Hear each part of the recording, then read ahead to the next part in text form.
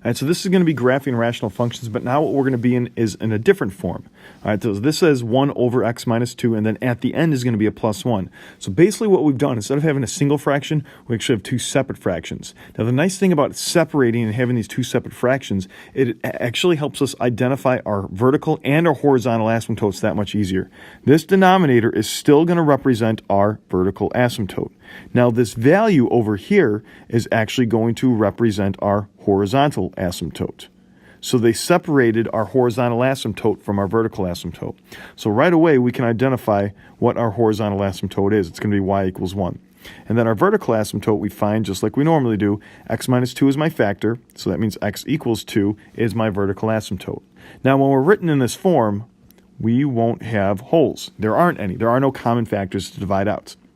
All right, once we have all this information, I'm going to go ahead and do what I did before in the previous video. I'm going to go ahead and start graphing my horizontal asymptote at y equals 1. I'm going to assume that this is where 1 equals on the y-axis.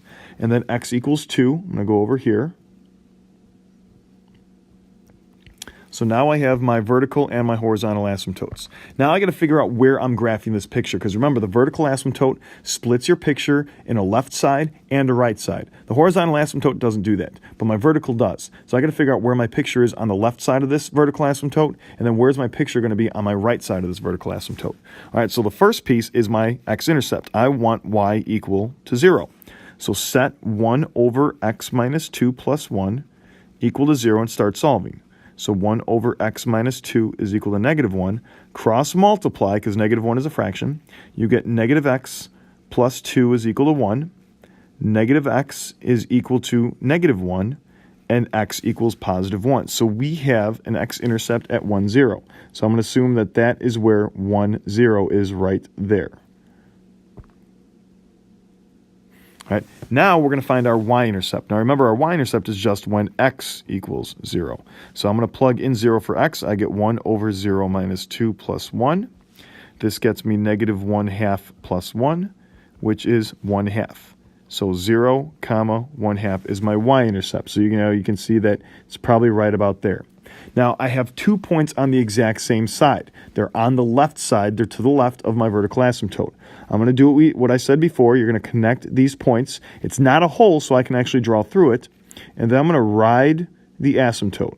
And then I'm going to do the same thing, ride the vertical asymptote. So ride the horizontal and ride the vertical. Now, I need to figure out where this other picture is going to be, where the other half is. I got the left side figured out. I need the right side. Easiest way to do that is pick a value just to the right of your vertical asymptote. So I'm going to use x equals 3. I'm going to plug it into my function. 1 over 3 minus 2 plus 1. This gets me 1 over 1 plus 1. That brings us to y equals 2. So now I actually have a point 3 comma 2. I'm going to assume that that's where that point is.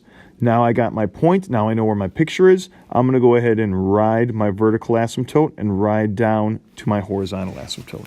So that's how we can take this other form where it's separated into two separate fractions instead of a single fraction and still graph and still get the same information and still get a picture from that.